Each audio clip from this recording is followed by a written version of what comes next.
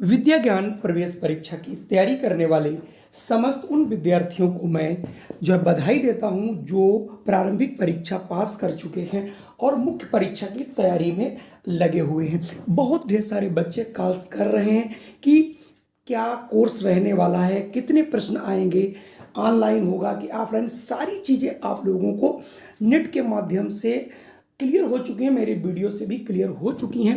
लेकिन ढेर सारे लोग बार बार फ़ोन कर रहे थे, इसलिए ये मैं वीडियो आपके लिए बना रहा हूँ। सबसे पहले मैं आपको बता दूं, विद्या ज्ञान जो स्कूल है इसमें जो भी कोर्स रहता है, ये कोर्स के लिए देखिए, अगर गणित की मैं बात करूं पहले, तो गणित में मैं आपको बता देता हूं कि ये लिखते हैं कक्षा 3, 4 और 5 की जो गणित है उनसे हम प्रश्न पूछेंगे। लेकिन जो आप संख्यात्मक प्रश्न चाहते हो उस टाइप के प्रश्न न्यूमेरिकल नहीं आते। चित्रों पर आधारित ढेर सारे प्रश्नों के जो कॉन्सेप्ट्स होते हैं, अवधारणाएं होती हैं, उन पर ही ये प्रश्न पूछते हैं।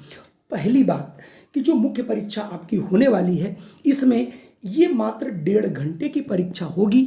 इसमें हर सब्जेक्ट 3 सब्जेक्ट आपके रहने वाले हैं, हिंदी, गणित और मानसिक योग्यता। तो गणित, हिंदी, लेकिन यहाँ पर जो हम बात करेंगे वो आज बात करेंगे गणित की। तो गणित में आपके सामने जोड़ के कॉन्सेप्ट्स हैं, संख्या पद्धति का जो भी कॉन्सेप्ट्स है, लाभ है, हानि है, भिन्नों के बहुत अच्छे अच्छे प्रश्न आते हैं आपके लिए। जो वर्ग है उसका क्षेत्रफल कैसे निकाला जाए, कुछ आयतन के भी प्रश्न आपको देखने को मिलेंगे। कुछ आपको प्रश्न ऐसे भी होंगे जो प्रश्न आपकी जो बार ग्राफ वगैरह होता उस पर भी कुछ प्रश्न आपको मिलेंगे। हर प्रश्न समान अंक का नहीं होगा, अलग अलग प्रश्न होंगे, छोटे प्रश्न होंगे, कुछ बड़े प्रश्न होंगे, वो अलग अलग उनके अंक निर्धारित होंगे। इसलिए आप लोग ये ध्यान रखिए कि आपको कौन सा प्रश्न कितनी देर में करना है। अगर बड़ा प्रश्न है, अगर ज़्यादा नंबर का, तो उस पर आपको ज़्यादा टाइम देना है। ये सारा प्रोसेस आपका ऑनलाइन होगा और ऑनलाइन में आप कैसे पेपर आएगा उसके लिए मैंने वीडियो बना रखा है, वो आपको मैंने पहले प्रेषित कर दिया था, वो आप लोगों ने देख लिया। तो आइए शुरू करते हैं। कक्षा 6 और 7 के गणित का पेपर किस प्रकार के प्रश्न आएंगे। पहला ही प्रश्न आपके सामने जो है वो एक कॉन्सेप्ट का सवाल है। पहला प्रश्न है, चित्र में एक वर्ग के अंदर कई छोटे वर्ग दिए गए हैं। छोटे वर्ग की एक भुजा 1 सेंटीमीटर है, तो संपूर्ण बड़े वर्ग का क्षेत्रफल क्या होगा। अगर आप देखें तो इस बड़े वर्ग में 16 छोटे छोटे वर्ग दिए गए हैं, तो इसका मतलब ये हुआ जो 16 हैं, जितना एरिया घेरेंगे उतना ही ये बड़ा वाला एरिया घेरेगा। इसका मतलब ये उसी 16 वर्गों से मिलकर के बना है। क्योंकि वर्ग का क्षेत्रफल होता है भुजा इंटू भुजा, यानी भुजा गुणित भुजा, तो एक कम एक कर देंगे, तो एक वर्ग का जो क्षेत्रफल है वो 1 वर्ग सेंटीमीटर हुआ। तो अगर आपके 16 हैं तो यहाँ से हो जाएगा 16 वर्ग सेंटीमीटर। क्योंकि यहाँ पर कोई भी आंसर आपका 16 वर्ग सेंटीमीटर नहीं दिया गया है, इसलिए यहाँ से आंसर हो जाएगा इनमें से कोई नहीं। चलिए बढ़ते हैं अगले प्रश्न पर। अगला प्रश्न आपका भिन्न और मानसिक योग्यता दोनों के अनुरूप दिया गया है।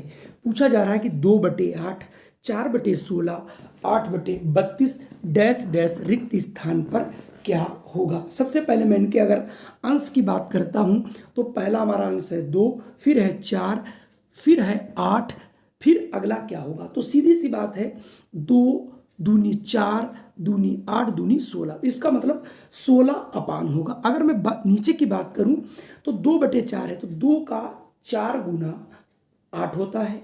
फिर अगला 4 है, 4 का 4 गुना 16 होता है, 8 का 4 गुना 32 होता है। तो इसका मतलब अगला जो होगा 16, तो 16 का 4 गुना 16 चौके 64, यानी 16/64 जो है अगला अभिन्न बन करके आएगा, जो कि यहाँ पर बिल्कुल उपयुक्त होगा। तो यहाँ से ऑप्शन बी आपका बिल्कुल सही होगा। यानी आप प्रश्नों को सोचे जरूर, उनके कॉन्सेप्ट को समझें और तभी अपना उत्तर देने का प्रयास करें। चलिए बढ़ते हैं अगले प्रश्न पर। प्रश्न 3 को आपको ढंग से पढ़ना है और उसका आंसर देना है।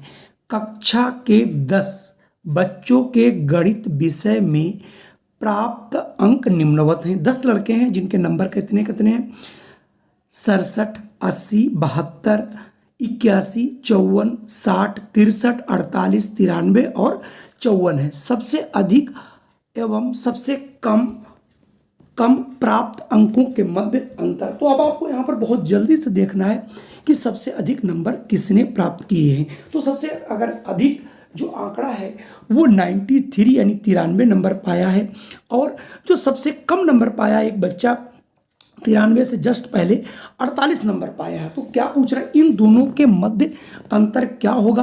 तो आप 93 में से 48 को घटा देंगे तो आपको 45 मिलेगा। इसका मतलब यहाँ से आंसर हमारा पहला वाला सही होगा, यानी ऑप्शन ए सही होगा। चलिए बढ़ते हैं अगले प्रश्न पर।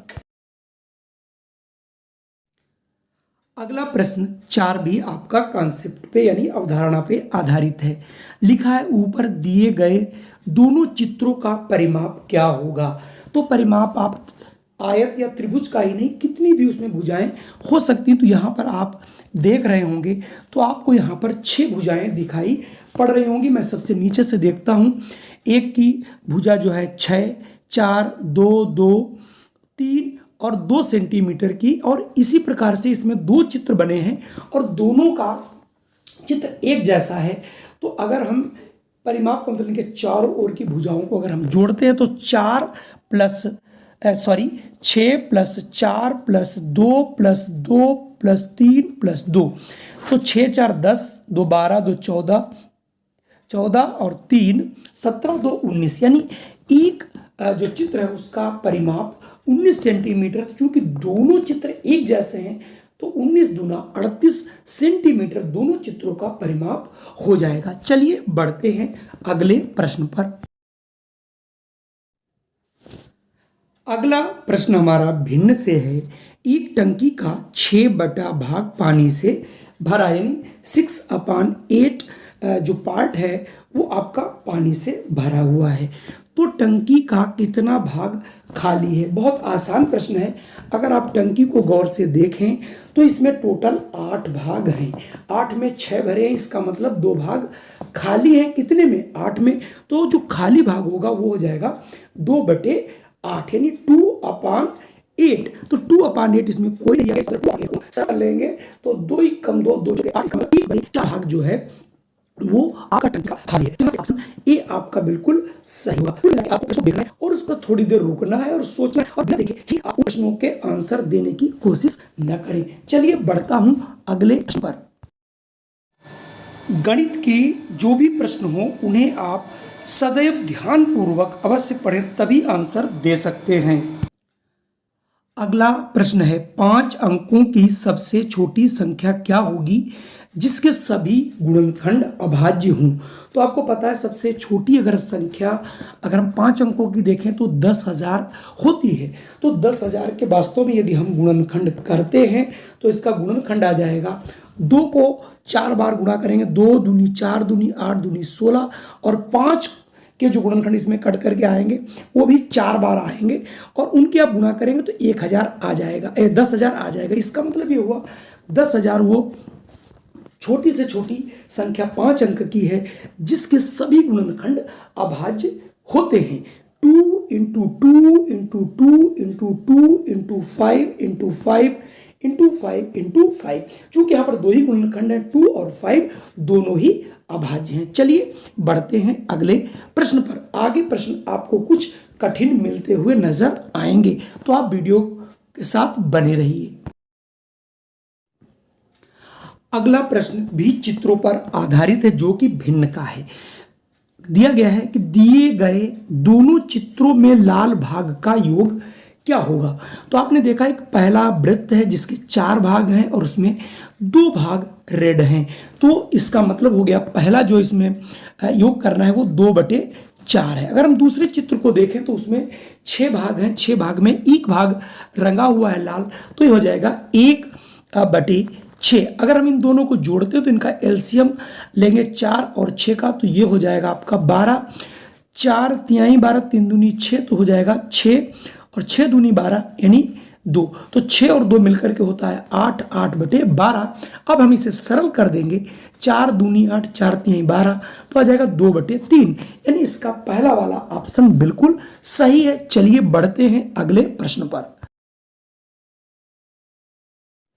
अगला जो हमारा प्रश्न है वो प्रतिशत से है। एक बैठक में सदस्यों में से 4/25 महिलाएं थीं। यह सदस्यों का कितना प्रतिशत था? यानी जो महिलाओं की संख्या है वो 4/25 थी। तो आपको बताना कितने प्रतिशत उसमें महिलाएं थीं। तो किसी भी भिन्न को जब आप प्रतिशत में बदलते हैं तो उसे आपको 100 से गुणा करना रहता है। तो 4/चूंकि 25 है, इसको हम 100 से गुणा कर देंगे। तो 4/25 गुणित 100, 25 एकम 25, 25 चक्कू 100 काट देंगे और 4 की गुणा कर देंगे तो 4 चक्कू 16। इसका मतलब जो सदस्य थे उसका 16% जो है महिलाएं होंगी, जो कि अगर आप उसे भिन्न में देखें तो होता है 4/25। तो देखिए, प्रश्नों को समझ करके ही करने में समझदारी है। आप प्रश्नों को पढ़ें और उनको आराम से करें तो उनके आंसर आपके निकलेंगे। चलिए बढ़ते हैं अगले प्रश्न पर। अगला प्रश्न आपके लिए थोड़ा सा कठिन हो सकता है। इसमें पूछा जा रहा है 12,1212 कैसे व्यक्त किया जाएगा। यानी 12,1212 कैसे आप लिख सकते हैं। जब भी ऐसे प्रश्न आए आप स्थानीय मान का प्रयोग करें। सबसे पहले 12,000 लिखिए, 12,000 में प्लस 1200 लिखिए, 1200 लिखने के बाद प्लस 12 लिखिए और इन तीनों संख्याओं को जब आप जोड़ेंगे तो आपको मिलेगा 13,212। यानी ऑप्शन ए वाला बिल्कुल सही। उसने ये पूछा है कि 12,1212 को आप किस प्रकार से अंकों में व्यक्त कर सकते हैं। तो इसको बहुत सावधानी पूर्वक आप अगर लिखेंगे, स्थानीय मान से लिखेंगे तो आपका प्रश्न कभी गलत नहीं होगा। इस प्रकार का एक प्रश्न आपका हर बार पूछा जाता है जिसमें बच्चे कहीं न कहीं गड़बड़ अवश्य कर देते हैं, इसलिए मैंने आपको पहले ही बता दिया है। इसे आप लोग देखकर अवश्य जाएं। चलिए बढ़ता हूं अगले प्रश्न पर। अगला प्रश्न भी आपका चित्र पर आधारित है। दुर्गा, सौम्या और सुदर्शन ने कागज पर नीचे दिखाए आकार बनाए। दुर्गा का आकार दिया है, फिर सौम्या का आकार दिया है, फिर सुदर्शन का आकार दिया। पूछ रहा है कौन सा आकार सिर्फ सीधी रेखाओं से बनाया जा सकता है। बेहद आसान प्रश्न है। अगर हम पहला देखें, जो दुर्गा का आकार है उसमें 4 रेखाएं और जो कोने हैं वो वक्र बने हैं, यानी वो आपके जो है वृत्त जैसे बनाए गए। तो ये इसको नहीं बनाया जा सकता। सौम्या और सुदर्शन दोनों के चित्र देखिए पूर्णतः रेखाओं द्वारा बनाए गए, तो ये बनाए जा सकते हैं। तो आप देख सकते हैं ऑप्शन में सिर्फ सौम्या बिल्कुल गलत है। सिर्फ सौम्या और दुर्गा का तो हो ही नहीं सकता। सिर्फ सौम्या और सुदर्शन बिल्कुल सही, यानी ऑप्शन सी यहाँ से बिल्कुल सही है। यानी दूसरा और तीसरा दोनों चित्र जो है रेखाओं के द्वारा बनाए जा सकते थे। आज के ये प्रश्न हमारे 10 थे। आप लोगों को कैसे लगे? आप इस वीडियो को अगर देख रहे हैं तो इसे लाइक जरूर कर दीजिए और अगर चैनल पे पहली बार आए तो इसे सब्सक्राइब कर लीजिए। और आपको इस प्रकार की वीडियो सदैव मिलती रहेगी। जय हिंद, वंदे मातरम। फिर मिलता हूँ एक नई वीडियो के साथ।